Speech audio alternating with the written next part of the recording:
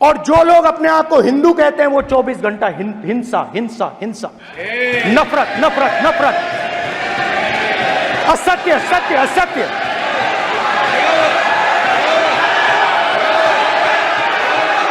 आप हिंदू हो ही नहीं। कि सनातन धर्म बीमारी की तरह इसको जड़ से मिटाना इनके नेताओं ने वहां पर कहा है, इनके नेताओं ने कहा है। शर्म आनी चाहिए, माफी मांगनी चाहिए देश से इनको। अगर ये मुझे चाहते मेरा भाषण उस दिशा में जाए तो मुझे करने में कोई आपत्ति नहीं है, लेकिन ये शब्द जो इन्होंने कहे, सनातन धर्म को जो नीचा दिखाने का प्रयास किया, सनातन धर्म को आपने एड्स HIV के साथ जोड़ने का काम किया, इनके पार्टी के नेताओं ने जो कहा ये मंजूर नहीं है। अरे मुगल आए आकर चले गए, अंग्रेज आए आकर चले गए, सनातन था, सनातन है और सनातन रहेगा। नहीं नहीं नहीं नहीं, नरेंद्र मोदी जी पूरा हिंदू समाज नहीं है, बीजेपी पूरा हिंदू समाज नहीं है, RSS पूरा हिंदू समाज नहीं है। आपके माध्यम से मैं प्रस्ताव रखना चाहता हूं कि राष्ट्रपति की सेवा में निम्नलिखित शब्दों में एक समावेदन प्रस्तुत किया जाए।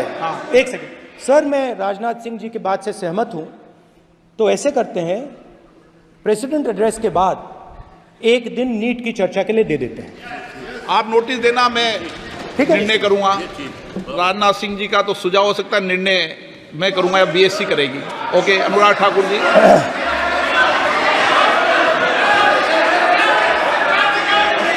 माननीय अध्यक्ष महोदय, आप नोटिस दे दें। मैं प्रस्ताव करता हूं कि राष्ट्रपति की सेवा में निम्नलिखित शब्दों में एक समावेदन प्रस्तुत किया जाए कि इस सत्र में संवेद लोकसभा के सदस्य राष्ट्रपति के उस अभिभाषण के लिए जो उन्होंने 27 जून 2024 को एक साथ संवेद संसद की दोनों सभाओं के समक्ष देने की कृपा की है, उनके अत्यंत आभारी हैं। माननीय अध्यक्ष जी, मैं आपका आभारी हूं कि आपने इस अवसर पर मुझे बोलने का अवसर दिया। मैं खुद को सौभाग्यशाली समझता हूं कि इस 18वीं लोकसभा में माननीय राष्ट्रपति श्रीमती द्रौपदी मुर्मू जी के अभिभाषण के धन्यवाद प्रस्ताव पर सर्वप्रथम मुझे अपने विचार व्यक्त करने के लिए मेरी पार्टी ने और माननीय प्रधानमंत्री जी ने मुझे अवसर दिया है। मैं हृदय की गहराइयों से माननीय प्रधानमंत्री जी का बहुत बहुत आभार प्रकट करता हूं, धन्यवाद करता हूं। माननीय स्पीकर महोदय, आप एक बार फिर निर्वाचित होकर हमारे सदन के स्पीकर बने हैं। मैं आपको पूरे सदन की ओर से बहुत बहुत बधाई और आपके इस कार्यकाल के लिए शुभकामनाएं देता हूं। बड़ी संख्या में नए सदस्य 18वीं लोकसभा में चुनकर आए हैं, बहुत सारे पुराने भी आए हैं। नए वालों को भी और पुराने वालों को भी सदस्य चुनकर जो आए हैं, संसद के सदस्य बने हैं, आपको भी ढेरों शुभकामनाएं और बहुत बहुत बधाई देना चाहता हूं। माननीय अध्यक्ष जी, 2024 का ये चुनाव नीति, नियत, निष्ठा और निर्णयों पर विश्वास का चुनाव है और जनता ने इस पर मोहर लगाई है। फिर एक बार मोदी जी के नेतृत्व में NDA की सरकार बनाई। देश का ये चुनाव ऐतिहासिक जनादेश हमारे यशस्वी प्रधानमंत्री श्री नरेंद्र मोदी जी के पिछले 10 वर्षों के सेवा, सुशासन और गरीब कल्याण के महानुष्ठान पर मोहर है। देश को जरूरत थी एक स्थिर और निरंतर सरकार की, और देश ने एक स्थिर, निरंतर और प्रभावी सरकार को फिर चुना है और मोदी जी को फिर देश का प्रधानमंत्री चुना है। ये जनादेश विकसित भारत के संकल्प की सिद्धि के लिए है। ये जनादेश मोदी जी के नेतृत्व में तीसरे कार्यकाल में भारत को विश्व की तीसरी बड़ी अर्थव्यवस्था बनाने के लिए है। ये जनादेश विपक्ष के भय, भ्रम और भ्रष्टाचारी राजनीति पर तमाचा है। ये जनादेश मोदी जी द्वारा चलाए जा रहे सामाजिक न्याय पर समाज की मोहर है। यह जनादेश देश को तोड़ने की नहीं, जोड़ने की राजनीति चलेगी, इस पर मोहर है। यह जनादेश संविधान विरोधियों को लगातार तीसरी बार विपक्ष में बिठाने के लिए जनादेश है। यह जनादेश भारत की सेना, सरहद और सनातन की सुरक्षा का है। ये जनादेश ये भी बताता है कि प्रधानमंत्री नरेंद्र मोदी दुनिया के सर्वाधिक लोकप्रिय नेता हैं, सर्वाधिक लोकप्रिय नेता हैं। और मैं ही नहीं, अब तो दुनिया भर के अनेकों देशों ने सर्वोच्च सम्मान अपने देश का किसी को दिया है तो हमारे प्रधानमंत्री और देश के लोकप्रिय नेता मोदी जी को दिया है। मोदी जी कैसे नेता जिनको यूएस कांग्रेस में एक बार नहीं 2-2 बार अपनी बात रखने का अवसर मिला है। माननीय अध्यक्ष जी, ऐसी अनेकों बातें, लेकिन ऐसे ही कोई मोदी नहीं बन जाता। इसके लिए तपना पड़ता है, खपना पड़ता है, जीवन व्यतीत करना पड़ता है। और मोदी जी ने तो अपने जीवन का हर क्षण हर पल देश के लिए जिया है, मां भारती के लिए जिया है। और मैं इसलिए भी कहना चाहता हूं कि हम सबको ज्ञात है कि 2001 में जब वो गुजरात के मुख्यमंत्री बने तो तब से लेकर अब तक 23 वर्षों में एक दिन की भी छुट्टी अपने लिए नहीं ली, अपना जीवन जनता के लिए समर्पित किया है। इससे बड़ी बात क्या होगी कि अगर किसी के जीवन में दुख का क्षण आता है जब अपनी मां से बिछड़ते हैं, और जब आदरणीय प्रधानमंत्री जी की माता जी का स्वर्गवास हुआ तब भी उन्होंने उनकी चिता को अग्नि देने के बाद मात्र 2 घंटों के अंदर ही देश के लिए काम करना शुरू कर दिया। इससे बड़ा समर्पण भाव क्या हो सकता है। माननीय अध्यक्ष जी, मोदी जी के दिल में जो गरीब और जरूरतमंद के लिए पीड़ा है, हमने वो कोविड के समय देखा है। उनकी नीतियों में, कार्यक्रमों में, सब में नजर आता है कि वो गरीब के लिए कितने चिंतित रहते हैं। और मैं आपको याद करवाना चाहता हूं आपके माध्यम से सदन को, अगर आप 2014 में देखें, मोदी जी जब सांसद बने, देश के प्रधानमंत्री पद की शपथ ली, उसके बाद संसद आए तो पहला शीश कहीं पर झुकाया तो संसद की पहली सीढ़ी पर झुकाया और दुनिया के इस महान लोकतंत्र को, मदर ऑफ डेमोक्रेसी को नमन करते हुए अंदर आए। और अंदर आकर भी अगर शीश कहीं झुकाया तो बाबा साहब अंबेडकर के संविधान पर शीश झुकाकर उन्हें कहा था, मेरी सरकार सबका साथ सबका विकास करेगी, मेरी सरकार गरीब की, वंचित की, शोषित की, पीड़ित की होगी। और पिछले 10 वर्षों में आपने देखा कि सारी योजनाएं उस दिशा में चली। और जो पुराने नारे देते थे, गरीबी हटाओ, गरीबी हटाओ, इनके नारे ही रह गए।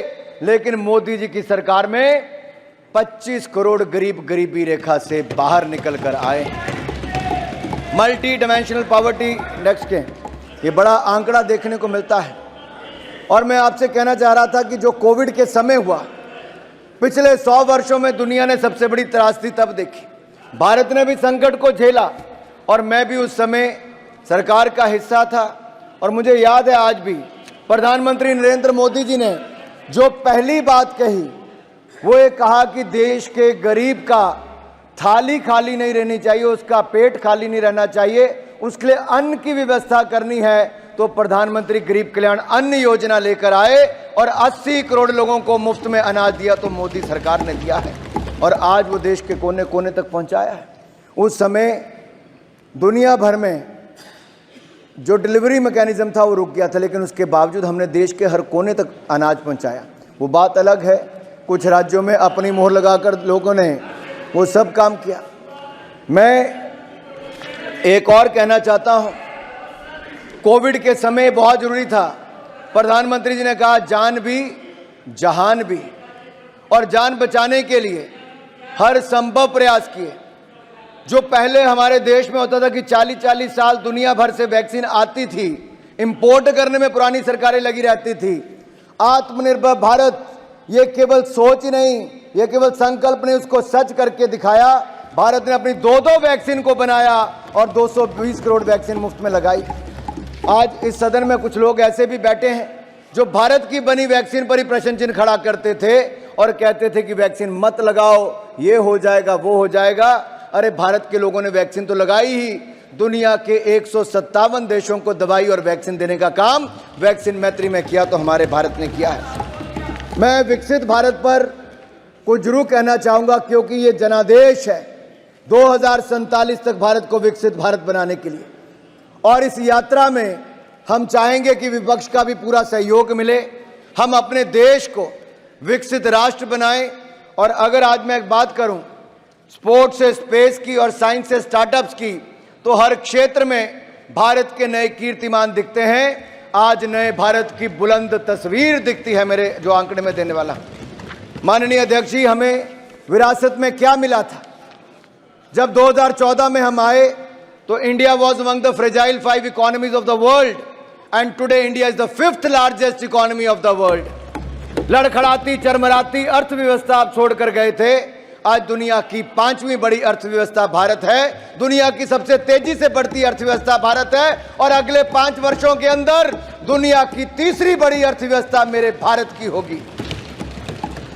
और ये ऐसे नहीं हो गया। अगर मैं कहूं, इनके समय इकोनॉमी फेलियर्स थे, पॉलिसी पैरालिसिस थी, स्कैम्स थे, क्रोनी कैपिटलिज्म था, ये सब आपके समय था। एक के बाद दूसरे घोटाले होते थे। लेकिन आज अगर मैं आंकड़े देखकर बताऊं, पिछले 10 वर्ष मोदी सरकार के कोई भ्रष्टाचार का 1 रुपए का आरोप भी नहीं लगा पाया, ईमानदार सरकार दी है तो नरेंद्र मोदी जी ने दी है। जीडीपी ग्रोथ रेट 4.6% थी। अगर मैं Q3 की बात करूं पिछले साल की, तो 8.4% है। आज दुनिया में सबसे तेजी से बढ़ने वाला देश भारत है। CAGR इन्फ्लेशन की बात करूं तो आपके समय 8.7% था, आज वो कम होकर 4.8% रह गया। FDI $36 बिलियन थी इनके समय, हमारे समय $72 बिलियन, दुगनी है। एक्सपोर्ट इनके समय $466 बिलियन था, आज $770 बिलियन है। फॉरेक्स रिजर्व जो हम कहते हैं कि हमारे यहां पर फॉरेक्स रिजर्व्स कितने हैं?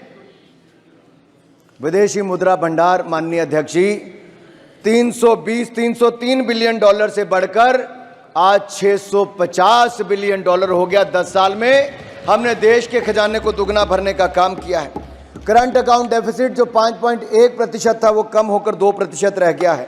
यही नहीं, अगर हम देखेंगे तो गरीब और जरूरतमंद, इसके जीवन में क्या बदलाव आया? हमारी पार्टी का विचार ही अंत्योदय पर है। पंक्ति के अंत में खड़े व्यक्ति के जीवन में सुधार कैसे लाया जाए, ये पंडित दीनदयाल उपाध्याय जी की सोच को आगे बढ़ाकर जमीन पर लागू करने का काम नरेंद्र मोदी जी की सरकार ने किया। जहां देश में गरीब जरूरतमंद के पास शौचालय नहीं था, पक्का मकान नहीं था, बिजली का कनेक्शन नहीं था, स्वास्थ्य की सुविधाएं नहीं थी, माननीय अध्यक्ष जी क्या बदलाव आया 10 सालों में? पिछले 10 सालों में 4 करोड़ पक्के मकान बनाकर गरीब और जरूरतमंद को दिए तो नरेंद्र मोदी जी की। और मैं एक बात और कहना चाहता हूं, 12 करोड़ शौचालय बनाकर दिए। पहले मात्र 3 करोड़ घरों को नल से जल आता था, हमने 11 करोड़ और नए घरों को नल से जल देने का काम किया, जल जीवन मिशन में किया है। हमने लगभग हर घर तक बिजली पहुंचा दी, हर गांव तक तो बिजली पहुंचाई दी, हजारों गांव को विद्युतीकरण करने का काम किया है। और यही नहीं, आज देखा जाए तो जल जीवन मिशन के अलावा स्वच्छता अभियान के अंतर्गत जहां वॉश हम कहते हैं, वाटर सैनिटेशन और हाइजीन, इस क्षेत्र में बहुत काम किया है जो सस्टेनेबल डेवलपमेंट गोल के साथ जुड़ा है। लेकिन स्वास्थ्य के क्षेत्र में गरीब को लगता था कि वो अपना इलाज कहाँ करवाए, उसके पास पर्याप्त धन नहीं होता था। आयुष्मान भारत योजना नरेंद्र मोदी जी की सरकार लेकर आई और 60 करोड़ लोगों को 5 लाख का इलाज बिल्कुल मुफ्त में देने का कार्य किया तो मोदी सरकार ने किया। और अब 70 वर्ष से ज़्यादा की उम्र वालों को 5 लाख रुपए का इलाज बिल्कुल मुफ्त में मिलेगा तो एनडीए की सरकार ने देना शुरू कर दिया है। माननीय अध्यक्ष जी, एक नहीं अनेकों ऐसे उदाहरण हैं जिससे गरीब के जीवन में बहुत बड़ा बदलाव आया। और जब मैं कहता हूं कि 25 करोड़ लोग गरीबी रेखा से बाहर आए तो ये उन लोगों के लिए संदेश है जिन्होंने 60 साल राज किया, गरीब को और गरीब किया, लेकिन हमने 10 सालों में वो करके दिखाया, क्योंकि गरीब मां के बेटे को आज देश के प्रधान सेवक के रूप में काम करने का अवसर मिला तो उन्होंने उनको गरीबी रेखा से बाहर निकालने का काम किया। जब गरीब गरीबी रेखा से बाहर निकलता है तो उसकी क्रय शक्ति और बढ़ती, खरीदने की शक्ति बढ़ती है, उससे डिमांड और जनरेट होती है, उससे प्रोडक्शन को और बल मिलता है और कारखानों में रोजगार स्वरोजगार के अवसर मिलते हैं, हमारी अर्थव्यवस्था को और बल मिलता है। यही नहीं, हमारे देश में ईज ऑफ डूइंग बिजनेस और ईज ऑफ लिविंग के क्षेत्र में कैसे बदलाव हुआ। जन विश्वास एक्ट की मैं बात करूं तो हमने 183 प्रोविजंस को डीक्रिमिनलाइज किया है, 42 सेंट्रल एक्ट्स में इनको बदलाव करके व्यापारी को, आम जनमानस को काम करने में वो जो डर होता था जेल जाने का, उसको ख़त्म किया है। और ईज़ ऑफ डूइंग बिजनेस में मैं कहना चाहता हूँ 63,000 के लगभग कंप्लाइंसेस देश में होती थी, 39,000 कंप्लाइंसेस के बर्डन को ख़त्म कर दिया है और आगे निरंतर प्रयास जारी है कि हम इसको और सुधार करेंगे और जनता को काम करने में और अवसर मिलेंगे। कंस्ट्रक्शन परमिट में हमारा रैंकिंग 184 था, आज 27वां है। बिजली प्राप्त करने में 137वां हमारा स्थान था, आज 22वां है। माइनॉरिटी इन्वेस्टर्स की प्रोटेक्शन में 13वां स्थान था, आज वो 25वां है। और ये सारे कदम हमने उस दिशा में उठाए और देश के युवाओं में नरेंद्र मोदी जी का विश्वास, ये एक आंकड़ा मैं आपके सामने कहना चाहता हूं जो बदलाव दिखाता है। स्टार्टअप हमारे देश में मात्र 350 थे, हम दुनिया में कहीं खड़े नहीं थे। आज वो 350 से बढ़कर 1 लाख से ज़्यादा स्टार्टअप हो गए। और माननीय सभापति जी, इसके साथ साथ हमारा भारत दुनिया का तीसरा बड़ा स्टार्टअप इकोसिस्टम बन गया, तीसरा बड़ा स्टार्टअप इकोसिस्टम। हमारे यहाँ पर मात्र 3 से 4 यूनिकॉर्न थी, आज लगभग 107 से ज़्यादा यूनिकॉर्न बनी है। एक यूनिकॉर्न का मतलब है 8,500 करोड़ से ज़्यादा उसकी वर्थ होना। आज स्पेस सेक्टर भी हमने खोल दिया है, 160 से ज़्यादा स्पेस सेक्टर में स्टार्टअप्स हैं। एग्रीकल्चर के क्षेत्र में 7,000 से ज़्यादा स्टार्टअप्स हैं। लेकिन इन सब के लिए पैसा कहाँ से मिलता है? बैंकिंग क्षेत्र तो पिछली सरकार ऐसा छोड़कर गई थी कि ऐसा लगता था देश के सारे बैंक बंद ही हो जाएंगे, चरमरा जाएंगे। 12 में से 11 की स्थिति तो घाटे वाली थी, अधिकतर पीसीए फ्रेमवर्क में थे। लेकिन हमारी 4R स्ट्रैटेजी ने देश में वो बदलाव किया, रिफॉर्म लाकर, रेजोल्यूशन रिकवरी लाकर, रिकॉग्निशन, रिकैपिटलाइजेशन, इन चारों के वजह से आज क्या बदलाव हुआ है।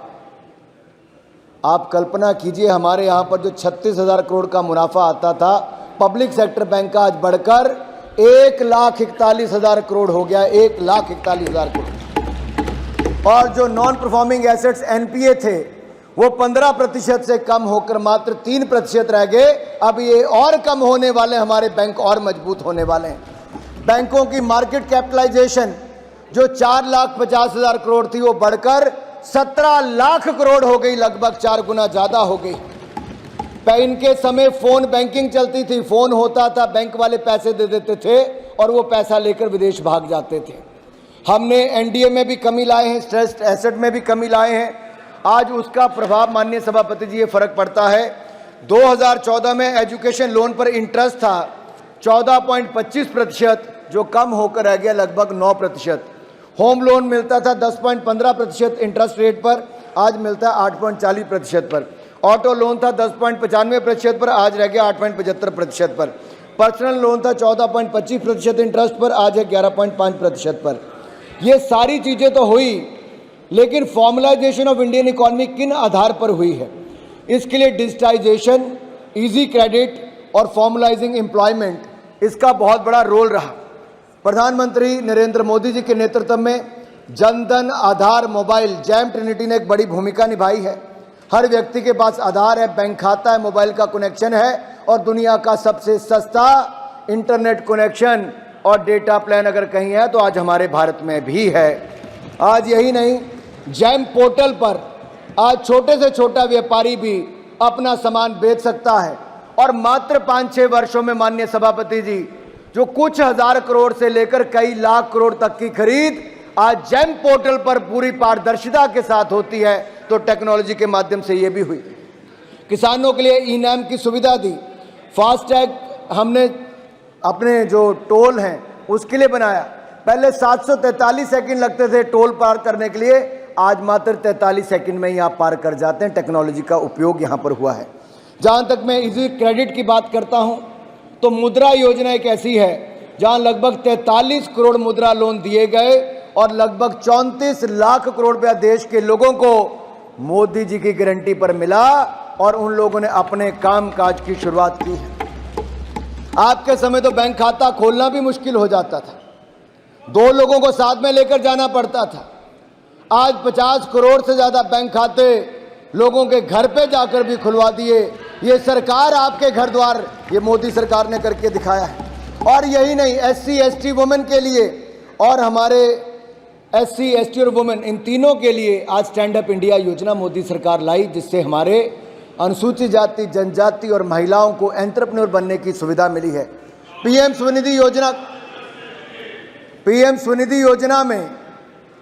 स्वनिधि योजना में लगभग 70 लाख स्ट्रीट वेंडर्स को, रेडी पटरी वालों को बगैर किसी गारंटी के अगर पैसा मिला और अपना व्यापार करने का अवसर मिला तो नरेंद्र मोदी जी की एनडीए की सरकार में मिला।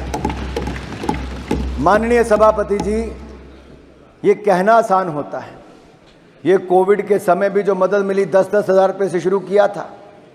जिन लोगों ने समय पर पैसा वापस कर दिया, डिजिटल पेमेंट से वापस किया, उनका इंटरेस्ट भी माफ हो गया।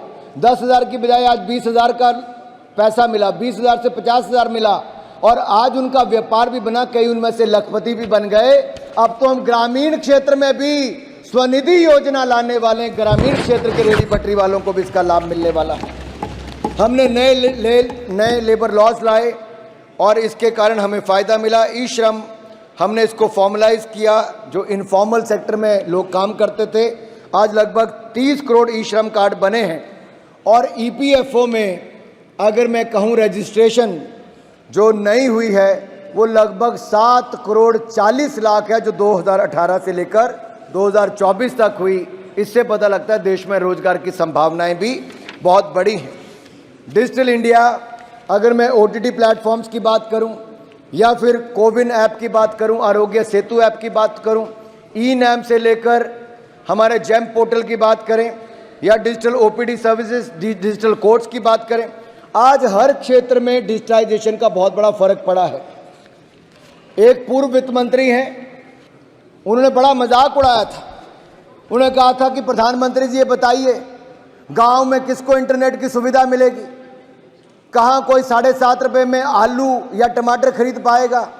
कैसे पैसों का लेन देन हो पाएगा? आज मैं इस सदन को बताना चाहता हूँ आपके माध्यम से, जो वो शायद सोचते थे कि संभव नहीं हो पाएगा, वो असंभव को भी संभव हमारी सरकार ने करके दिखाया। आज भीम यूपीआई आज दुनिया भर में सबसे ज्यादा डिजिटल पेमेंट्स, आज दुनिया की 40% डिजिटल पेमेंट कहीं होती है तो हमारे भारत में होती है। रेडी वाला भी करता है, चाय वाला भी करता है, पटरी वाला भी करता है, बड़ा से लेकर बड़ा व्यापारी, छोटे से छोटा व्यापारी भी करता है। 100 बिलियन से ज्यादा ट्रांजैक्शंस होती हैं, 13 लाख करोड़ से ज्यादा का लेन देन होता है। मैं आपके माध्यम से माननीय सभापति जी ये कहना चाहता हूं, ये भारत को जहां रोकना चाहते थे वहां भारत रुकने वाला नहीं है, क्योंकि आपको दिखेगा कि कैपिटल एक्सपेंडिचर की जब मैं बात करता हूं, अगर 2 साल पहले 7.5 लाख करोड़ था तो पिछले साल 10 लाख करोड़ था, अब 11,11,111 करोड़ रुपया कैपिटल एक्सपेंडिचर आज तक के इतिहास में सबसे ज्यादा हुआ है। मैं कुछ आंकड़े आपके सामने रखना चाहता हूं और आशा करता हूं सदन को भी उसके लाभ मिल पाएगा, थोड़ी जानकारी मिलेगी। अगर 2014 में हम कहां खड़े थे? 2014 में 74 एयरपोर्ट थे, आज 150 एयरपोर्ट हैं। 2014 में 206 रूट थे, आज 609 रूट है। 2014 में हम कहीं नहीं थे, आज दुनिया की तीसरी बड़ी डोमेस्टिक एविएशन मार्केट है। 2014 में हम 96,000 किलोमीटर नेशनल हाईवे थे, आज 1.5 लाख किलोमीटर नेशनल हाईवे है। 2014 में 3,20,000 किलोमीटर ग्रामीण सड़कें थी, आज लगभग 7 लाख किलोमीटर से ज्यादा ग्रामीण सड़कें हैं। 2014 में 16 IIT थे, आज 23 IIT हैं। 2014 में 13 IIM थे, आज 21 IIM है। 2014 में 7 एम्स थे, आज 23 एम्स हैं। 2014 में 9 IIIT थी, आज 25 IIIT हैं। और यही नहीं, उस समय 387 मेडिकल कॉलेज थे, आज 706 मेडिकल कॉलेज हैं। तब 723 यूनिवर्सिटी थी, आज 1,117 यूनिवर्सिटीज़ हैं। तब 50,000 सीटें MBBS की थी, आज 1,01,000 से ज़्यादा सीटें MBBS की हैं। तब 31,000 के लगभग पोस्ट ग्रेजुएशन की सीटें हैं, आज 65,000 के लगभग सीटें हैं। उस समय और अब के समय में इतना अंतर है माननीय सभापति जी कि उस समय स्टार्टअप 350 थे, आज 1 लाख स्टार्टअप है। उस समय 4 यूनिकॉर्न थे, आज 107 यूनिकॉर्न है। तब आपका बैंकों का प्रॉफिट 36,000 करोड़ था, आज 1,41,000 करोड़ है। तब NPA 15% था, 3% तब मार्केट कैप बैंकों की 4 लाख करोड़ थी, आज 17 लाख करोड़ है। आज कैपिटल एक्सपेंडिचर हमारा कई गुना ज्यादा बढ़ गया है। मैरीन एक्सपोर्ट की बात करूं तो उस समय $5 बिलियन था, आज $8.9 बिलियन हो गया।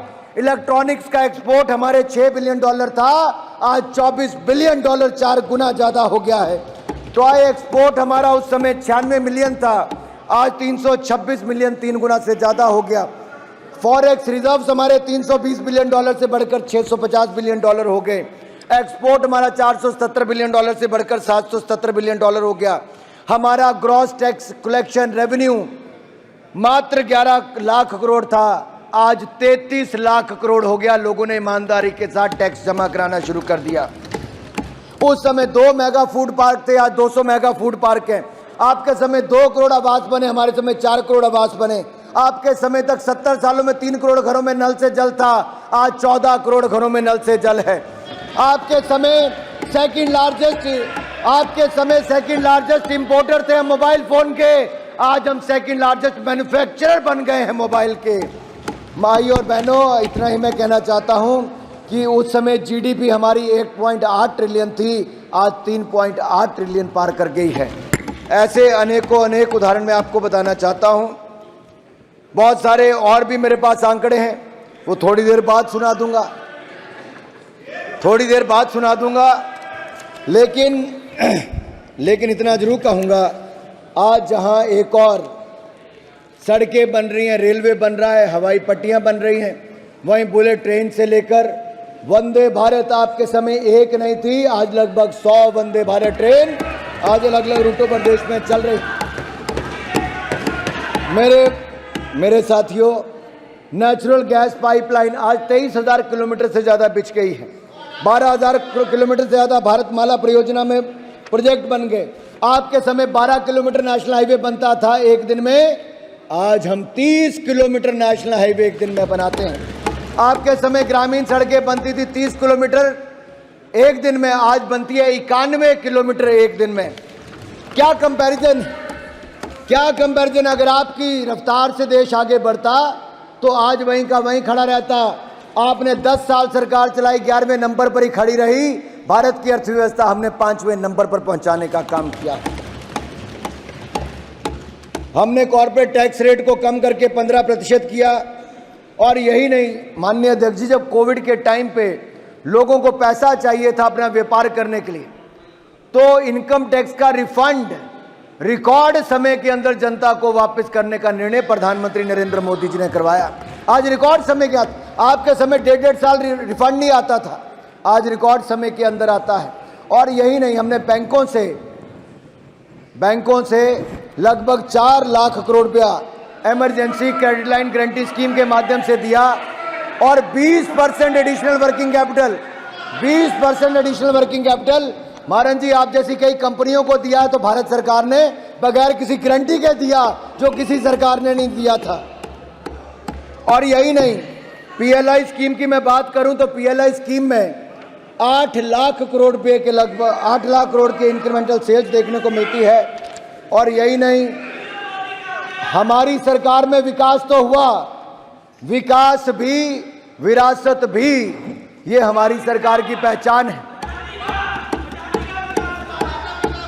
एक मिनट माननीय सदस्यगण, आप बैठे बैठे कमेंट्स नहीं कह रहे, और सीनियर लीडर महाराज जी की तो आदत पड़ गई बैठे बैठे कमेंट्स करने की। राष्ट्रपति का अभिभाषण हो तो कमेंट्स करे, तो कमेंट नो, गलत, नो। धन्यवाद अध्यक्ष जी, क्योंकि मैंने विकास भी और विरासत की बात भी की, तो दयानिधि मारन जी का चिल्लाना तो सही था, क्योंकि इनके नेता वहां पर बैठ कर कहते हैं कि सनातन धर्म बीमारी की तरह, इसको जड़ से मिटाना है। इनके नेताओं ने वहां पर कहा है, इनके नेताओं ने कहा है। शर्म आनी चाहिए, माफी मांगनी चाहिए देश से इनको। अगर ये मुझे चाहते मेरा भाषण उस दिशा में जाए तो मुझे करने में कोई आपत्ति नहीं, लेकिन ये शब्द जो इन्होंने कहे, सनातन धर्म को जो नीचा दिखाने का प्रयास किया, सनातन धर्म को आपने एचएचवी के साथ जोड़ने का काम किया, इनके पार्टी के नेताओं ने जो कहा, ये मंजूर नहीं है। अरे मुगल आए, आकर चले गए, अंग्रेज आए आकर चले गए, सनातन था, सनातन है और सनातन रहेगा।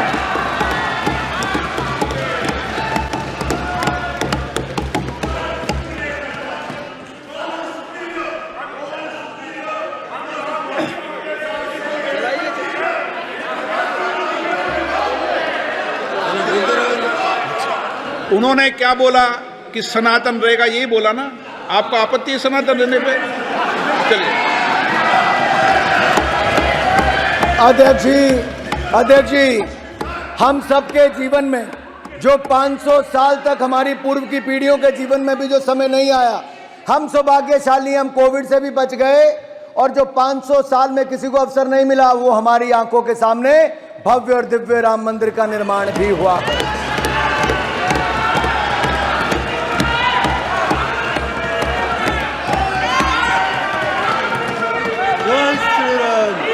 अध्यक्ष जी, मुझे इसी बात की पीड़ा है, ये सनातन धर्म को कुचलने की बात करते हैं, जड़ से मिटाने की बात करते हैं, और राम मंदिर के प्रसारण पर रोक भी किसी सरकार ने लगाई, तो किस सरकार ने लगाई? क्यों लगाई है? क्यों लगाई थी रोक को? सुप्रीम कोर्ट से निर्णय लेना पड़ा हमें। क्यों राम का विरोध करते हैं? अरे कुछ वैसे बैठे जिन्होंने राम भक्तों पर गोलियां चलाई, कुछ वो हैं जिन्होंने राम मंदिर को टेंट में रखा, कुछ वो हैं जिन्होंने राम मंदिर के प्रसारण पर रोक लगाई। माननीय सभापति जी, और जब मैं बात करता हूं विकास भी विरासत की भी, तो हम यही नहीं, सोमनाथ धाम बनाया, काशी विश्वनाथ धाम बनाया, दिव्य भव्य केदारनाथ धाम बनाया, महाकाल लोक धाम बनाया और दिव्य भव्य राम मंदिर भी बनाया है।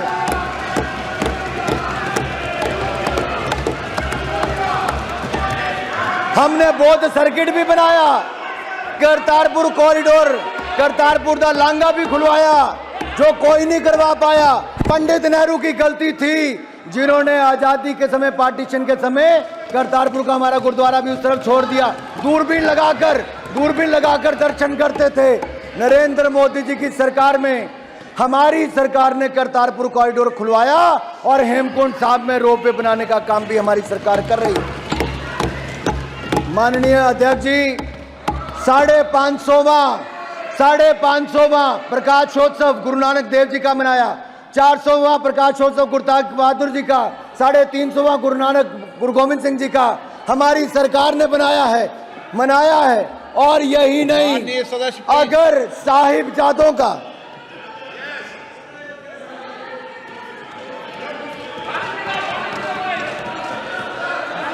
अगर साहिबजादों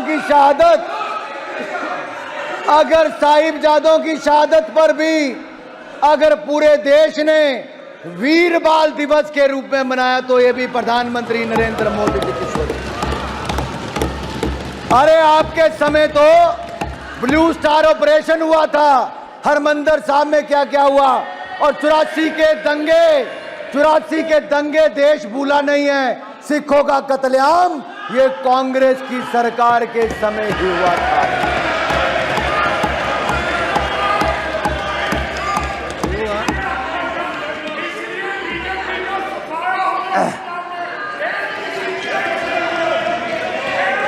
माननीय अध्यक्ष जी, भारतीय जनता पार्टी को समर्थन मिला पंजाब में कि हमारा वोट शेयर 3 गुना ज्यादा पंजाब की जनता ने बढ़ाया है।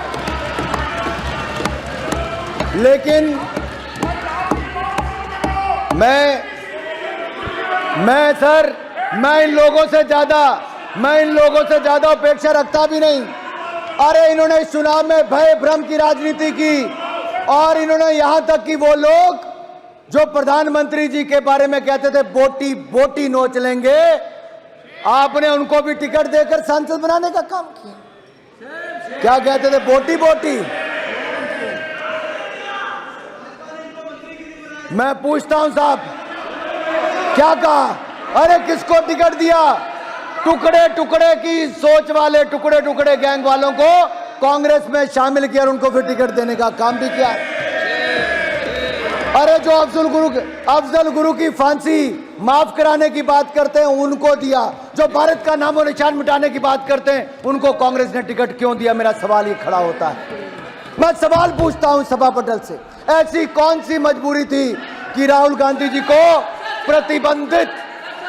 एक मिनट, सभा पटल से नहीं, सभा पटल के माध्यम से। पानी माननीय सदस्य को करेक्शन कर ले, सभा पटल से नहीं, सभा पटल के माध्यम। बिल्कुल, मैं क्षमा चाहता हूं अध्यक्ष जी, आपके माध्यम से करेक्ट कर दे। मैं यही बात दोबारा आपके माध्यम से कहना चाहूंगा अध्यक्ष जी, मैं आपका संरक्षण चाहता हूं। अगर मेरी बार में सत्य ना हो तो मुझे कोई भी खड़ा होकर टोक सकता है। ये क्या ये क्यों आप कह सकते हो टोक सकता है? आपको अधिकार दिया है क्या? कोई नहीं टोकेगा, सबको अपनी बात आपका कहने बहुत का धन्यवाद मौका अध्यक्ष जी, आपका संरक्षण ऐसे ही मिलता रहे तो धन्यवाद प्रस्ताव पे चर्चा अच्छी हो जाएगी। अध्यक्ष जी, सवाल ये खड़ा होता है कि जिस सदन में हम बैठे हैं, घटना पुराने सदन की है, क्या देश का कोई भी व्यक्ति संसद पर हमला होना देखना चाहेगा? क्या आप में से कोई चाहेगा? तो जो उस हमले में शामिल थे, क्या उनको कड़ी से कड़ी सजा मिलनी चाहिए थी कि नहीं मिलनी चाहिए थी? अगर उनको कड़ी से कड़ी सजा देश के न्यायालय ने दी, फांसी की सजा दी, तो बचाने के लिए सड़कों पर जो उतरे उनके साथ आप समर्थन कर रहे हैं? उनके साथ आप उतर गए बचाने के लिए। अरे कोई और नहीं मिला 140 करोड़ भारत में? क्या मजबूरी थी इनकी? क्या मजबूरी थी? और अब आप चुनाव जहां से लड़ने गए, वहां से किसी और का नहीं है अध्यक्ष जी, पीएफआई जैसी संस्थाओं का, मुस्लिम लीग जैसी संस्थाओं का समर्थन लेकर भी कुछ लोग चुनकर आए हैं। देश जवाब मांगता है। ऐसी कौन सी मजबूरी थी? कौन सी मजबूरी थी? कौन सी मजबूरी थी? अरे इनका इतिहास ही वैसा रहा है।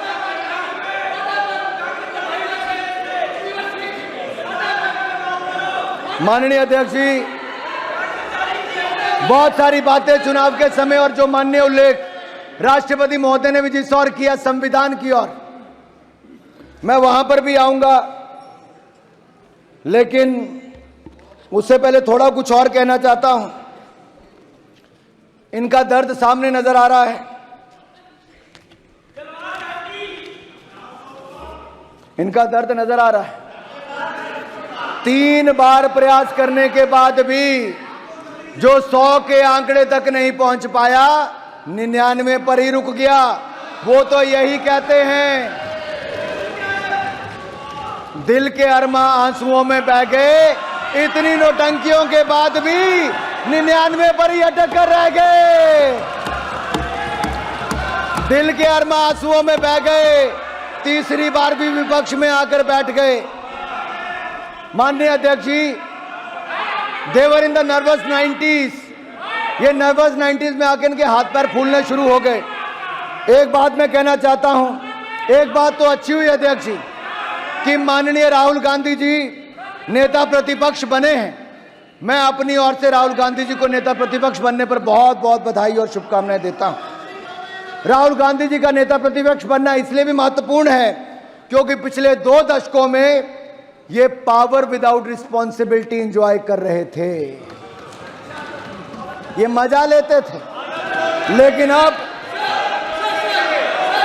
अब इनको पावर के साथ साथ रिस्पॉन्सिबिलिटी भी लेनी पड़ेगी। इसलिए जो मोदी जी को कहते हैं कि मोदी जी की तीसरी टर्म अग्नि परीक्षा है, ये तीसरी टर्म मोदी जी की अग्नि परीक्षा नहीं, ये अग्नि परीक्षा विपक्ष की है, विपक्ष के नेता की है। क्या वो विपक्ष को एकजुट रख पाएंगे?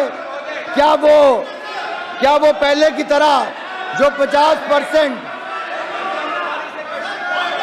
माननीय अध्यक्ष जी, जिनको लोकसभा बंक करने की आदत थी, 50% से कम हाजिरी थी, क्या वो सारा दिन लोकसभा में बैठ पाएंगे?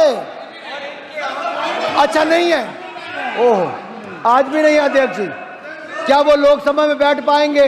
देर शाम तक बैठना पड़ेगा। जैसा माननीय प्रधानमंत्री जी इस पार्लियामेंट हाउस में रहते हैं, अब आपको अनुपस्थित जमींदारी नहीं चलेगी। Absentee landlordism won't work. Absentee lordism won't work अध्यक्ष जी। माननीय अध्यक्ष जी,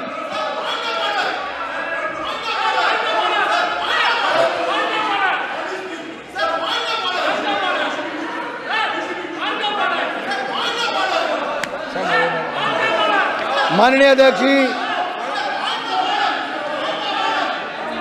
माननीय अध्यक्ष जी, कुछ लोगों की बार बार, माननीय अध्यक्ष जी, एक और देश ने देखा है कि कैसे हमारे वैज्ञानिकों की मेहनत के कारण जो दुनिया का कोई देश नहीं कर पाया, वो चंद्रयान मिशन की सफलता ने करके दिखाया है। चंद्रमा के दक्षिण ध्रुव पर तिरंगे का मान सम्मान बढ़ाने वाला देश हमारा भारत दुनिया का पहला देश बना है, पहला देश बना। एक और चंद्रयान मिशन की सफलता, आदित्य L1 सोलर की सफलता, तो दूसरी ओर क्या राहुल यान फिर एक बार फेल हो गया है? क्या राहुल यान फिर एक बार फेल हो गया है? कांग्रेस और इनका इकोसिस्टम कुतर्कों के सहारे राहुल यान को सफल करने की बात करता है। मैं पूछता हूं अध्यक्ष जी, ये 4 जून से दिखाने में लगे हैं, ये 4 जून से दिखाने में लगे हैं कि 99 का आंकड़ा 240 से ज्यादा बड़ा होता है। अध्यक्ष जी, क्या 99 240 से ज्यादा बड़ा होता है? कांग्रेस की इस बार सीटें 99 आई हैं, एक और छोड़ के 98 रह गई। अपने आप में ये रिकॉर्ड तीसरी बार विपक्ष में बनाने का इन्होंने बनाया है, लेकिन इनका घमंड, अहंकार और तानाशाही सोच आज भी बरकरार है। ये मानसिकता, जब कांग्रेस का पार्टी मोड खत्म हो जाए तो इस पर आत्मनिर्भर और मंथन जरूर करना चाहिए। माननीय अध्यक्ष जी, मैं एक आंकड़ा देश के सामने रखना, एक तो चलो प्लीज बैठिए अपनी अपनी सीट पे। Sir, point of order 352. Rules to be observed while speaking. A member while speaking not refer to any matter of fact with a judicial decision is pending. Make preferential personal reference by way of making. Okay. Sir, please expurge. Please 352 के अनुसार बोलोगे, बोलो, तय करो सदन में, सब तय कर लो। 352 के साथ बोलोगे, मैं सदन 352 के तहत चला दूंगा। नाराज नहीं हो रहा, मैं नाराज नहीं होता हूं। मेरे को माननीय सदस्य रूल बता रहे हैं, तो रूल की किताब बता रहे हैं, तो मैं भी चाहता हूं रूल की किताब से चलो। तो 352 के रूल के अनुसार से सदन चलेगा क्या? चलाना चाहते हो? बताओ। Sir, I raised a point of judicial.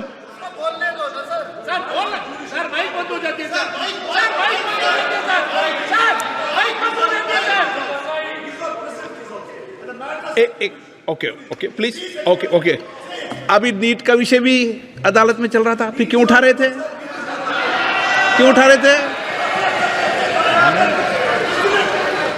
No, गलत।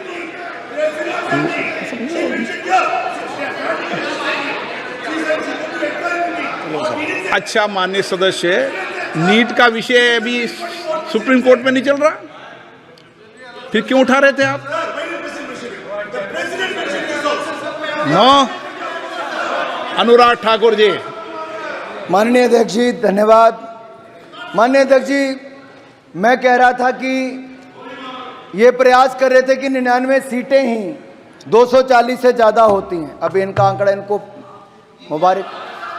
लेकिन मैं एक बात तो देश के सामने और आपके माध्यम से सदन को जरूर बताना चाहता हूं, कांग्रेस मात्र 328 सीटों पर चुनाव लड़ी थी, क्योंकि हमारे ऊपर प्रश्न खड़ा करते हैं। जब राष्ट्रपति भाषण में आया कि स्थिर और स्पष्ट बहुमत मिला, तो उन्होंने बहुत हल्ला किया। मैं पूछता हूं, जब 2004 में आपकी सरकार बनी, 2009 में आपकी सरकार बनी, क्या आपको 240 सीटें भी मिल पाई थी? अरे आप उसके आसपास भी नहीं थे, 145 सीटें आपको मिली थी।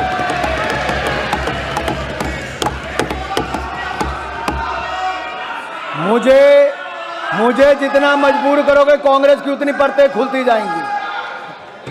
कांग्रेस, अब माननीय अध्यक्ष जी, ये लड़े ही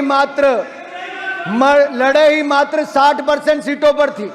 ये देश की सबसे पुराना राजनीतिक दल मात्र 60 सीटों पर चुनाव लड़ा, 60% सीटों पर, 328 सीटों पर, और उनमें से भी 70% सीटों पर कांग्रेस हार गई, जनता ने इनको नकार दिया है।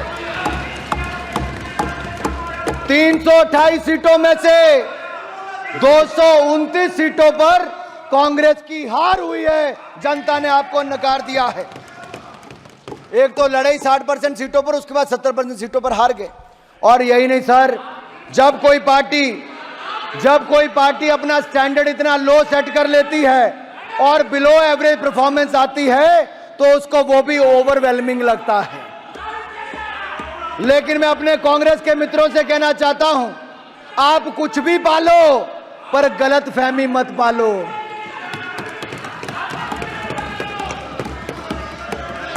अगर आपको ये चार्ट देखना है तो इस चार्ट में अध्यक्ष जी मैं सभा पटल पर रख सकता हूं, कांग्रेस की कितनी सीटें कब कब आई।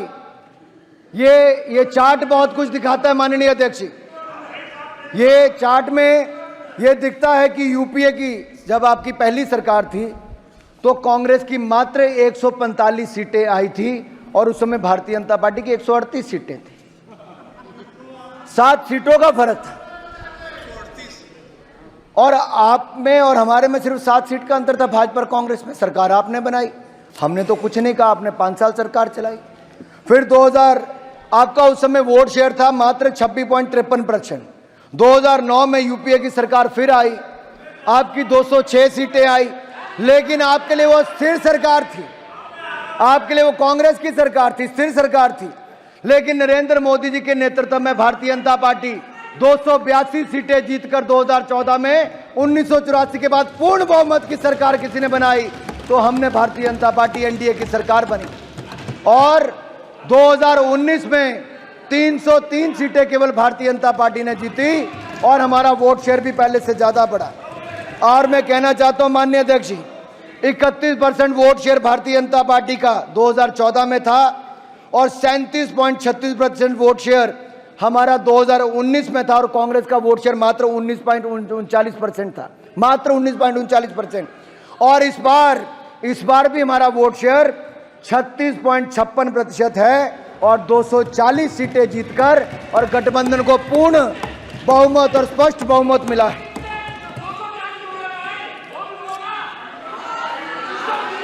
माननीय अध्यक्ष जी, इनको इतनी तो शर्म आनी चाहिए कि इन्होंने 2014 में 44 सीटें, 2019 में 52 सीटें और अब 99, 98 जो गिनना आप वो गिन लें, उतनी सीटें जिनकर ये 3 बार की सीटें गिन लें तब भी 240 से कम है, हमारे सामने खड़े कहीं नहीं होते। और सुनना रहता है, और सुनना है। मैं और बता दूं सर, जितने पूरे समूचे विपक्ष की सीटें हैं उससे ज्यादा अकेली भारतीय जनता पार्टी की सीटें।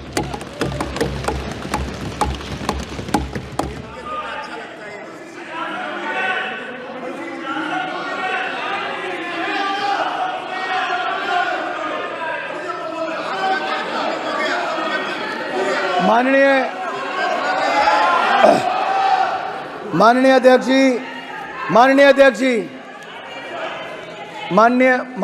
जी, जब ये भारतीय जनता पार्टी का या मोदी जी का मुकाबला 2 चुनावों में नहीं कर पाए तो क्या बनाया? एक ऐसा गठबंधन बनाया जो जेल वाले और बेल वालों ने मिलकर बनाया। कुछ जेल में थे, कुछ बेल पर थे, कुछ यहां पर भी बेल वाले हैं।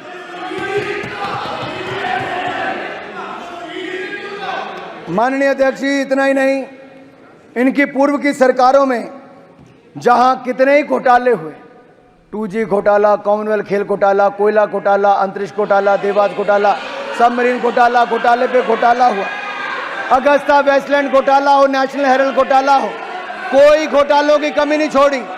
इन्होंने अपने सहयोगी भी चुने तो शराब घोटाले वाले चुने, जमीन घोटाले वाले चुने, रिवर फ्रंट घोटाले वाले चुने, और तो और वो सब चुने जो जेल और बेल पर थे। माननीय अध्यक्ष जी, इनकी एक पार्टी तो ऐसी है जिसका शिक्षक भर्ती घोटाला हो, पॉन्जी स्कीम का घोटाला हो, चिटफंड घोटाला हो, वो भी साथ में ही है, जहां पेंटिंग भी 3-3 करोड़ रुपए की बिक जाती है। एक ऐसा नेता है जो अपने आप को दुनिया का सबसे ईमानदार नेता बताता था, और वो इतना ईमानदार निकला कि देखो आज जेल में है। हमने अध्यक्ष जी वर्क फ्रॉम होम तो सुना था अध्यक्ष जी,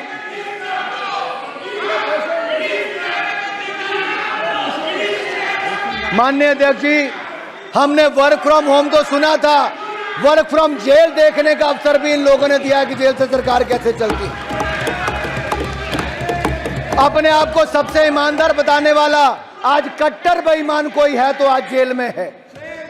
और जो जेल से निकल कर आए थे, जैसे टिफिन ब्रेक, लंच ब्रेक लेकर चुनाव प्रचार करने, वो बैक टू पवेलियन नहीं, बैक टू तिहाड़ चले गए, बैक टू तिहाड़ चले गए। और खैर इनके गठबंधन की दुर्गति देखकर मुझे एक गीत याद आता है, सोचता हूं कि वो कितने मासूम थे, क्या से क्या हो गया देखते देखते।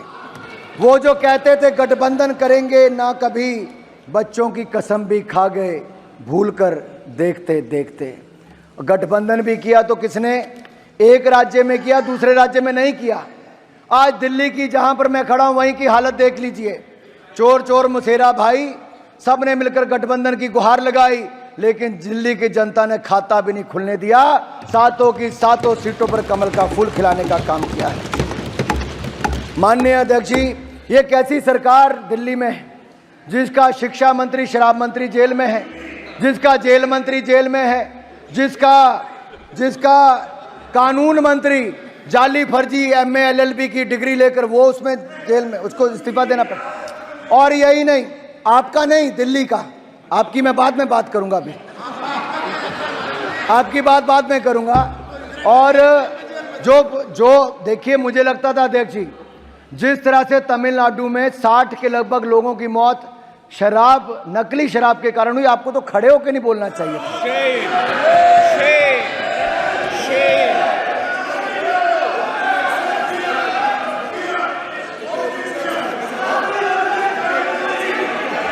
अध्यक्ष जी जो खड़े हैं मैं समझ सकता हूं, जो बार बार खड़े हो रहे हैं वो 2G घोटाले के समय किस किस पर आरोप लगा, मैं नहीं चाहता कि उनका नाम मैं यहां पर लूं।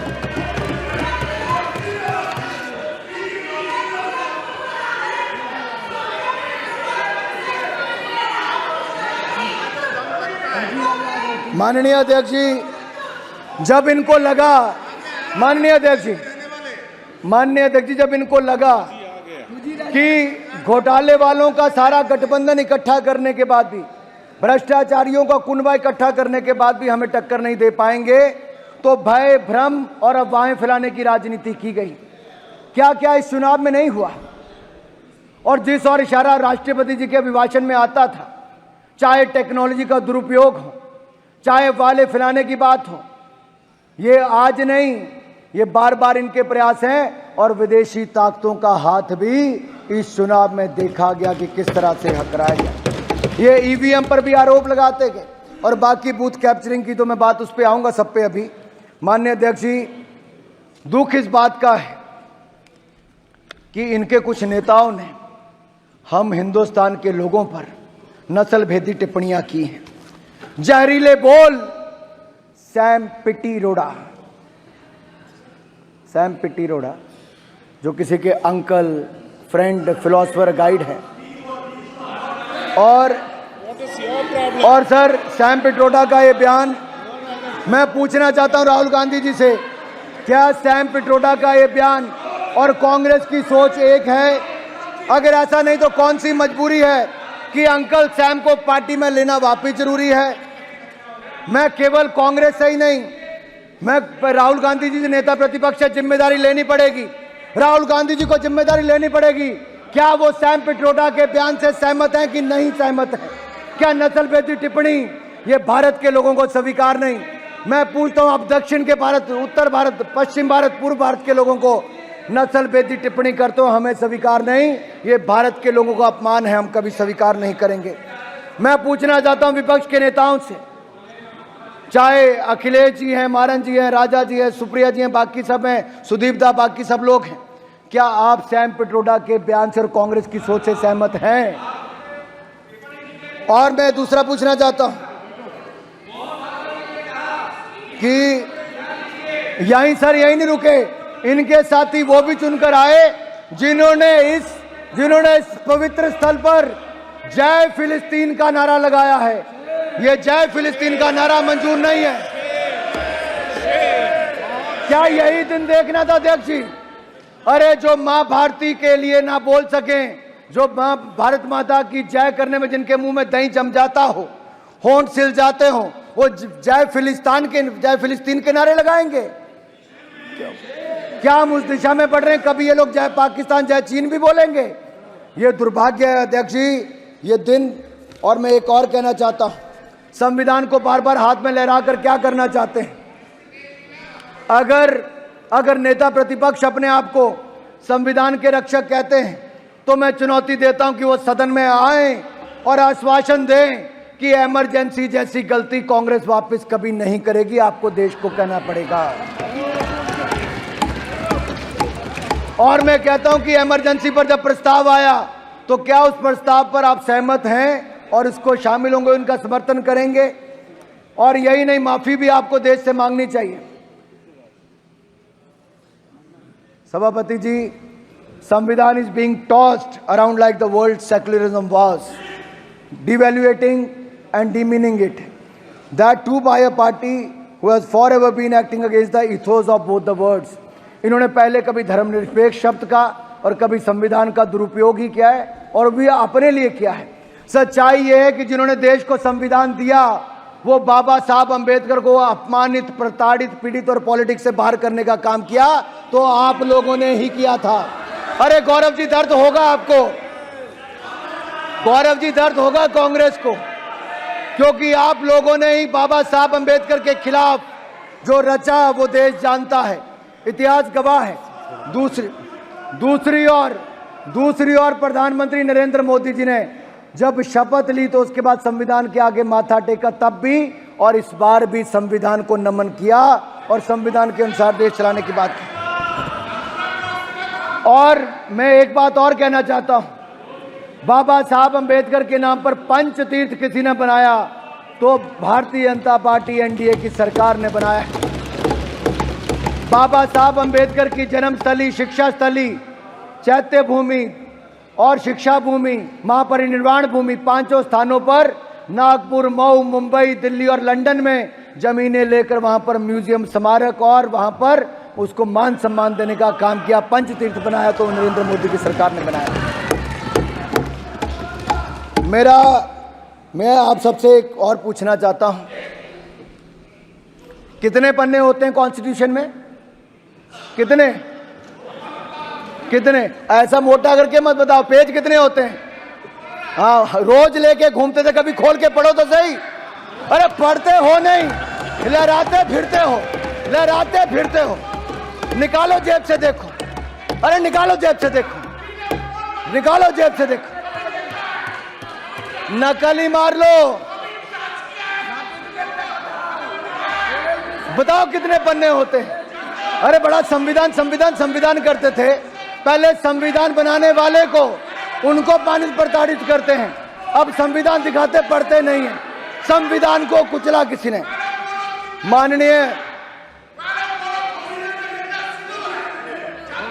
माननीय सभापति जी, अगर संविधान को तार किसी ने किया था, संविधान को कुचलने का किसी ने काम किया था, तो वो भी आपने इमरजेंसी लगा कर किया था।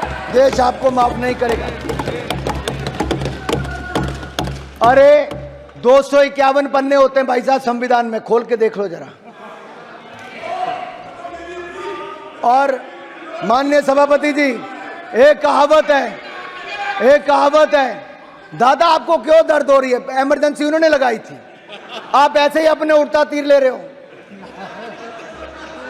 बाद में मैं सभापति जी, मैं कांग्रेस की बात कर रहा हूं, ये तृणमूल कांग्रेस बीच में आ गई है।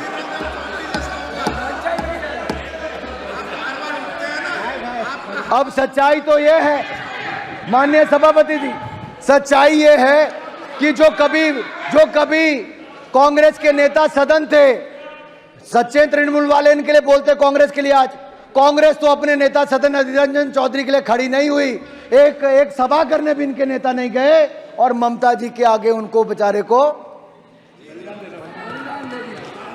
कांग्रेस अपने नेता के साथ खड़ी नहीं हो पाई। ऐसी कौन सी मजबूरी थी कि कांग्रेस को बंगाल में घुटने टेकने जरूरी था? और बैठिए तमिलनाडु में ही बैठिए। मारन जी को दर्द हो रहा है। मैं कांग्रेस के बारे में इतना ही कहूंगा, ये तो संविधान की बात आपके मुंह से वो लगती है कि 100 चूहे खाकर बिल्ली हज को चली। और कांग्रेसीकरण करने की बात करूं, जैसा ये हर योजना का करते हैं, अगर इसको मैं कांग्रेसीकरण करके कहूं कि 100 संशोधन करके कांग्रेस संविधान बचाने को चली। अरे माननीय सभापति जी, जिस पार्टी की बुनियाद ही संविधान की हत्या से, रिश्ते खून से बनी हो, वह पार्टी आज संविधान बचाने की बात करे तो गले नहीं उतरती है। यह तो वही बात हो गई कि अपने घर में नकली फूल रखने वाले बगीचों का शौक होने की बात कर रहे हैं आप पर। ये बिल्कुल, और मैं याद करवाना चाहता हूं, आपके माध्यम से सदन को बताना चाहता हूं, केंद्र में कांग्रेस की सरकारों ने आज तक धारा 356 का कितना दुरुपयोग किया है। और इसको दुरुपयोग करते हुए इन्होंने 93 बार 93 टाइम्स राज्यों में विपक्ष की चुनी हुई सरकारों को बर्खास्त करने का काम किया, तो कांग्रेस ने किया। अरे इनका अहंकार और तानाशाही इतनी थी कि Indira is India and India is Indira, इस तरह के नारे लगाते थे। इंदिरा गांधी जिन्होंने देश पर आपातकाल थोपा था, उन्होंने भी संविधान पर 50 बार 356 का दुरुपयोग करके सरकारों को बर्खास्त किया था। इंडी गठबंधन की कैसी विडंबना है कि इस गठबंधन में शामिल वामपंथी दल, जिनकी पहली बार अगर सरकार को किसी ने बर्खास्त किया तो उस समय की सरकार ने किया था, कांग्रेस की सरकार ने। और कम्युनिस्ट पार्टी आज उनका समर्थन करने की बात करती है। और डीएमके जो इस गठबंधन के हिस्सा हैं, आपकी सरकार को भी उस समय बर्खास्त किया तो कांग्रेस ने किया था। और इंदिरा जी ने तो इसका 12 बार से दुरुपयोग किया। और यही नहीं, और ये तो कांग्रेस तो इसकी मूल भावना के साथ खिलवाड़ करती रही। मैं आपको कहना चाहता हूं, नेहरू जी ने तो संविधान की आत्मा को ही खत्म कर दिया था। देश की संविधान बनने के 15 महीने के अंदर ही संविधान पर सबसे पहला प्रहार नेहरू जी ने किया था। आर्टिकल 19 जो इस देश के नागरिकों को विचार और अभिव्यक्ति की, अरे सुनना पड़ेगा भाई, क्यों? अगर माननीय अध्यक्ष जी सच नहीं है तो खड़ा होकर बोले कि नेहरू जी ने नहीं किया। अरे देश की संविधान की आत्मा को खत्म करने का काम किया तो नेहरू जी ने किया था, मैं डंके की चोट पर कहता हूं। और ये आर्टिकल 19 को इस देश के नागरिकों को विचार अभिव्यक्ति की स्वतंत्रता का अधिकार देता है। इन्होंने उस आर्टिकल को ही अंकुश लगाने का प्रयास किया। यह मामला था ऑर्गेनाइजर और क्रॉस रोड पत्रिकाओं पर नेहरू जी की आलोचना हुई। लिखा सिर्फ इतना था कि पाकिस्तान में पीड़ित हिंदुओं की आवाज उठाई थी। तो पाकिस्तान में पीड़ित हिंदुओं की आवाज उठाने का दर्द, नेहरू जी को तो और धन्यवाद करना चाहिए था ऑर्गेनाइजर का, लेकिन उन्होंने उसके खिलाफ कड़ी कार्रवाई करने का काम किया। और पहला संशोधन उन्होंने जून के महीने में, इसी महीने में लाए।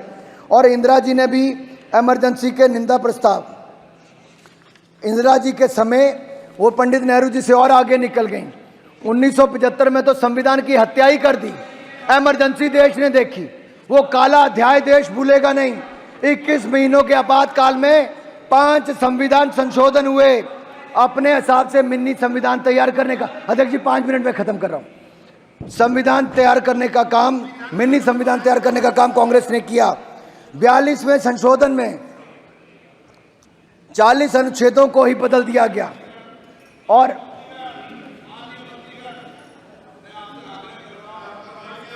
अन्य सदस्य जब बोले कोर्स नहीं करें और इसको 5 साल पालन करना है।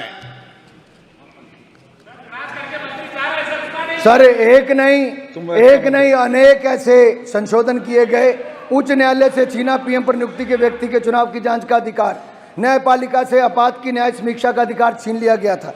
अनुच्छेद 368 के तहत 40 अनुच्छेदों में को बदल दिया गया था। 42वें संशोधन को तो मिनी संविधान कहा गया।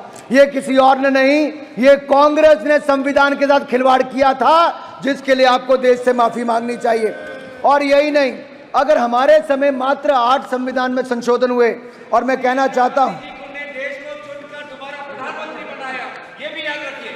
मैं आपको ये कहना चाहता हूं, अधिकतर नेता जनसंघ के जेल गए थे संविधान को बचाने के लिए और इमरजेंसी के खिलाफ हमारे नेताओं ने आवाज उठाई थी। और माननीय अध्यक्ष जी, माननीय स्टालिन जी जो तमिलनाडु के मुख्यमंत्री हैं, वो भी उस समय जेल में थे। आज तो सपा वाले कांग्रेस के साथ बैठ गए, मुलायम जी भी उस समय जेल में थे। आज तो आरजेडी वाले इनके साथ बैठ गए, लालू जी भी उस समय जेल में थे। ऐसी कौन सी मजबूरी है? इमरजेंसी थोपने वालों के साथ आपको गठबंधन जरूरी है। अब आप लोकतंत्र बचाने की बात करते हो। और यही नहीं, मीसा जी, बहन मीसा जी हैं, इनका तो जन्म ही मीसा एक्ट के दौरान हुआ। देश में मीसा थोपा गया तो मीसा जी का जन्म हुआ। ना जाने कितने लोगों का जान ली गई। हर पार्टी के कार्यकर्ताओं को मौत के घाट उतार दिया गया। माननीय अध्यक्ष जी, यही नहीं, इन्होंने अनेकों मैं अटल जी की 2 लाइनें कहना चाहता हूं। जो 1 साल जब इमरजेंसी का हुआ तो उन्होंने क्या कहा था? जुसलाता जेठ मास, शरद चांदनी उदास, सिसकी भरते सावन का, अंतर घट रीत गया, 1 बरस बीत गया। सिंचों में सिमट राजग, किंतु विकल प्राण विहग, धरती से अंबर तक गूंज मुक्ति गीत गया, 1 बरस बीत गया। ये हमारे नेताओं ने आप ईवीएम पर प्रश्न चिन्ह खड़ा करते थे, कहते थे ईवीएम ये हो जाएगा, वो हो जाएगा। अब मैं इन सभी सांसदों से पूछना चाहता हूं विपक्ष के, क्या ईवीएम ठीक थी कि नहीं थी? ईवीएम ठीक थी कि नहीं थी?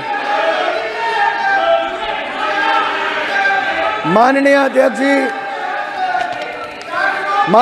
जी, इन लोगों ने जम्मू कश्मीर में चुनाव में इस बार 30% वोट पहले से ज्यादा पड़ा। ये लोकतंत्र की जीत हुई है जम्मू कश्मीर में, क्योंकि वहां पर अलगाववाद, आतंकवाद पर नकेल कसी गई। जो नेहरू जी की गलती थी धारा 370 देकर और पाक ऑक्युपाइड कश्मीर बनाकर कांग्रेस ने गलतियां की, उसमें सुधार धारा 370 को सदा के लिए खत्म किया तो मोदी जी की सरकार ने किया। आज वहां पर रिकॉर्ड टूरिस्ट आ रहा है, रिकॉर्ड वोटिंग हो रही है, रिकॉर्ड निवेश आ रहा है, और अब तो अमरनाथ यात्रा भी शुरू हो गई है। जय अमरनाथ, जय भोलेनाथ। और माननीय अध्यक्ष जी, देश के लिए आर्थिक शक्ति और सैन्य शक्ति बहुत जरूरी है। हमारी सरकार बनते सशक्त बलों का आधुनिकीकरण मोदी सरकार ने शुरू कर दिया। और मैं कहना चाहता हूं, आपकी सरकार के समय भारत को दुनिया का सबसे बड़ा इंपोर्टर आपने बना दिया था हथियारों का, लेकिन हमारी सरकार ने आपके समय 2014 में 1000 करोड़ से कम एक्सपोर्ट होता था। आज माननीय रक्षा मंत्री जी यहां पर बैठे हैं, 21,000 करोड़ का एक्सपोर्ट, लगभग 21 गुना ज्यादा किया। अरे उस समय चीन सबसे बड़ा इंपोर्टर होता था, आज वो मैन्युफैक्चरर बन गया है। और हमारा भारत भी, माननीय अध्यक्ष जी, हमने ब्रह्मोस मिसाइल, सुपरसोनिक मिसाइल आज फिलीपीन और अन्य देशों को बेचने का काम आज भारत उपलब्ध करवाने का काम कर रहा है। आज 1 लाख करोड़ से ज्यादा का माननीय अध्यक्ष जी, आज 1 लाख करोड़ से ज्यादा का रक्षा उत्पादन हम खुद कर रहे हैं।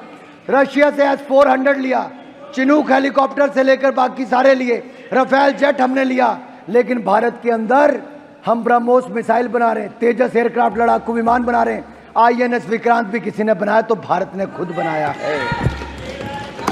हमने अपनी ऑर्डिनेंस फैक्ट्रीज का निगमीकरण किया है और हमने देश की सुरक्षा को प्राथमिकता में दिया है।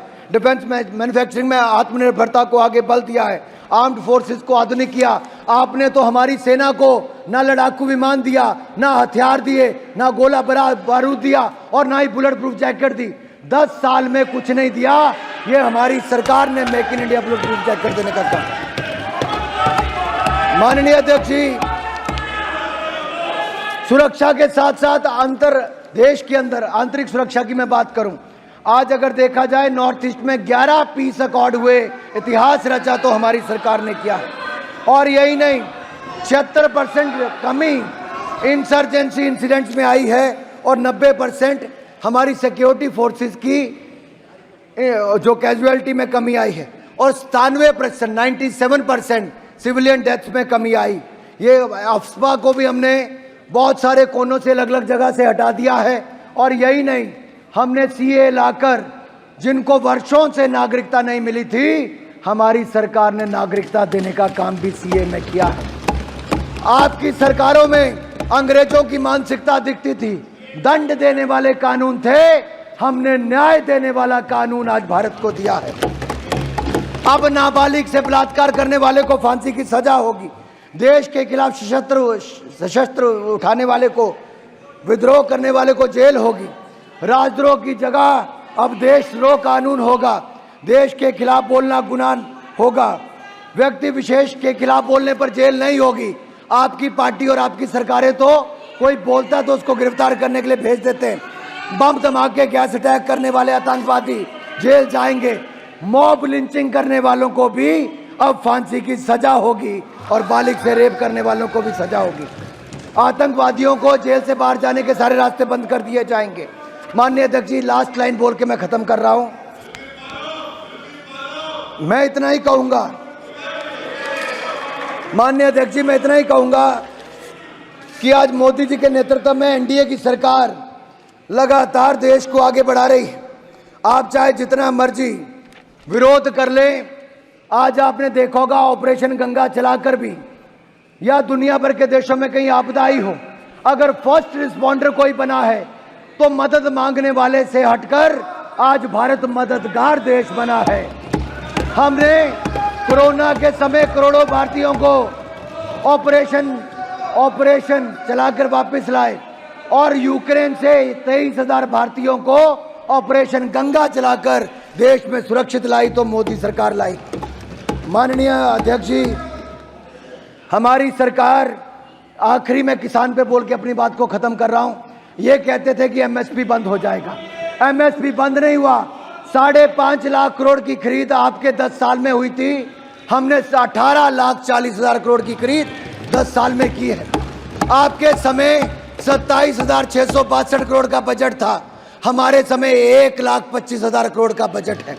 आपके समय प्रधानमंत्री फसल बीमा योजना में कुछ नहीं मिलता था, हमने 1,60,000 करोड़ रुपया प्रधानमंत्री फसल बीमा योजना में मुआवजा दिया है। आपके समय 7,30,000 करोड़ रुपया 2013-14 में किसानों को बैंकों से मिला, हमने 21 लाख करोड़ रुपया 21 लाख करोड़ रुपया बैंकों से दिया है। आपके समय 6,000 करोड़ रुपया सिंचाई योजना पर खर्च हुआ, हमने 15,000 करोड़ रुपया खर्च किया है। आपके समय गेहूं की खरीद 2,40,000 करोड़ की हुई, हमने 12,40,000 करोड़ की। आपने गेहूं की खरीद 2,80,000 करोड़ की, हमने 5.5 लाख करोड़ की। आपने दलहन की खरीद 1,964 करोड़ की, हमने 85,000 करोड़ की खरीद दलहन की है। दलहन तिलहन पर भी आत्मनिर्भर भारत को बनाया है। भाई और बहनों, अंतिम बात खेलों की नहीं करूंगा तो नहीं होगी। हमने world cup T20 world cup पुरुषों का भारत ने जीता है 13 वर्षों के बाद। अब भारत ने वर्ल्ड कप जीता है। अरे भारत की जीत के लिए ताली बजा दो, भारत के खिलाड़ियों के लिए ताली बजा दो। अध्यक्ष जी, इनके हाथ भारत की जीत के लिए नहीं चलते।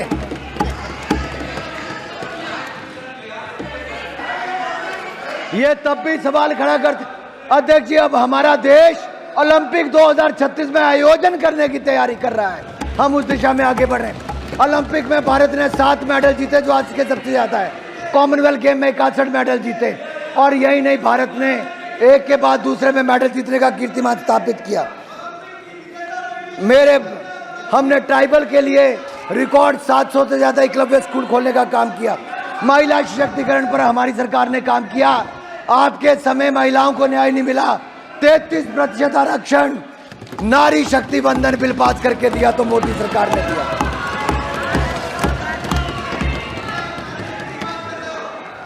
मैं इनके पे इतना ही कहूंगा, दामन है दागदार फिर भी लाकर चलते हो, जमानत पे है परिवार फिर भी सिर उठाकर चलते हो, बूझो कौन। अध्यक्ष जी, इनका रिश्ता झूठ से कुछ ये गहराता चला गया। जब भी इनका मुंह खुला अफवाह फैलाता चला गया। ये अफवाह फैलाते रहे और हम दुनिया को अपनी उपलब्धियां बताते गए और देश की जनता ने मोदी जी के ईमानदार दमदार नेतृत्व पर मोहर लगाई है, फिर एनडीए सरकार बनाई है। मैं आपके इस माध्यम से सदन को विश्वास दिलाना चाहता हूं कि जिस तरह की परफॉर्मेंस पहले 2 टर्म्स में एनडीए सरकार की रही मोदी जी के नेतृत्व में, इस बार उससे आगे बढ़कर हमारी परफॉर्मेंस रहेगी। ये विकास का रथ रुकेगा नहीं। हम दुनिया की तीसरी बड़ी अर्थव्यवस्था बने, हम दुनिया की तीसरी बड़ी अर्थव्यवस्था बनेंगे, हम दुनिया की तीसरी बड़ी अर्थव्यवस्था बनेंगे। और अंतिम लाइन कहकर मैं यही कहूंगा, थोड़ा मुस्कुराइए विपक्ष वालों, थोड़ा मुस्कुराइए। आप नए भारत में हैं और ये नए भारत की बुलंद तस्वीर मैंने थोड़ी आपके सामने रखने का प्रयास किया है। राष्ट्रपति जी के अभिभाषण पर, जहां मैं एक और उनका धन्यवाद करता हूं, समर्थन करता हूं और आप सबने मेरी बात सुनी, मुझे अवसर दिया, पार्टी की तरफ से पहला रखने का अवसर दिया। मैं अध्यक्ष जी आपको एक बार फिर चुनने पर बधाई, आप सबको चुनने पर बधाई और आप सबके माध्यम से मोदी जी को बधाई देता हूं और यही कहूंगा, ले चलिए भारत को बुलंदियों की ओर, बनाइए विकसित भारत। हम आपके साथ हैं, आप भी आइए, जुड़िए, आप भी आइए। भाई अध्यक्ष जी मैंने तो हाथ जोड़ दिए, अध्यक्ष जी मैंने तो हाथ जोड़ दिए। ये विकसित भारत की यात्रा में विपक्ष भी जुड़ जाए।